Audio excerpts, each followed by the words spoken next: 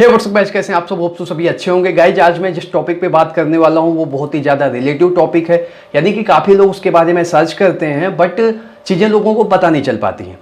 तो आज मैं बात करने वाला हूँ, इफ़ आप अपने बीएफ या जीएफ के साथ ओयो में जाना चाहते हैं या किसी भी होटल में जाना चाहते हैं तो आपको किन बातों का खास ध्यान रखना होता है।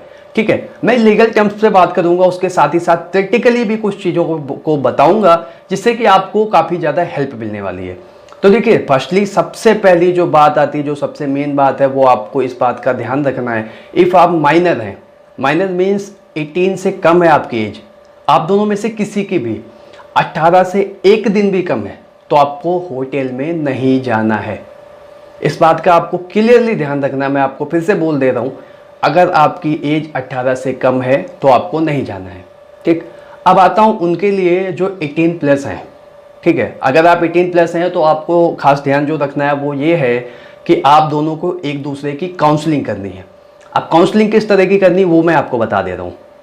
देखिए, आप जब होटल में जाते हैं तो ये जो आपके माइंड में कुछ लोग ऐसे होते हैं, उनको बताया जाता है कि हाँ ये होटल बहुत सेफ़ है, यहाँ पे पुलिस की रेड नहीं पड़ती है या पुलिस नहीं आती है। तो ऐसा कुछ नहीं है। आप जब कभी भी होटल जाएंगे तो आपके माइंड में एक चीज़ आपको बिल्कुल क्लियर कर लेनी है कि कभी भी किसी भी टाइम पे पुलिस आ सकती है, बिकॉज वो उनका काम है। देखिए, एसएसपी के कहने पे वो रूटीन चेकअप करते हैं, वो करेंगे, तो उसमें कोई इशू नहीं है।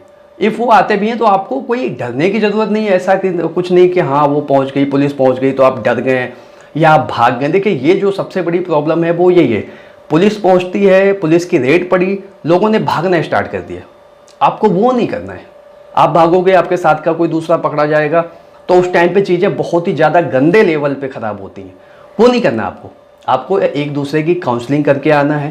काउंसलिंग क्या करनी है, जाने से पहले आपको अपने बीएफ को या जीएफ को बोलना है। इफ़ पुलिस आती है तो आप क्या बोलोगे, आपको क्लियरली बोलना है कि हम 18 प्लस हैं, ये मेरी जीएफ है। इफ़ वो लड़की से पूछती है तो लड़की को भी बोलना है कि हाँ ये मेरा बीएफ है और हम एक दूसरे की सहमति से यहाँ पर आए हैं।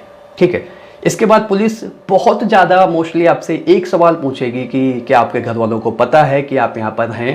तो आपको क्लियरली बोल देना है कि नहीं पता है और बताना भी नहीं चाहते, बिकॉज ये लीगली सही है। संविधान हमको इस बात का, इस चीज़ का हक देता है, हम जा सकते हैं। ठीक है, तो आपको बेसिकली जो इसमें सबसे बड़ी चीज़ है वो ये है कि आपको डरना नहीं है।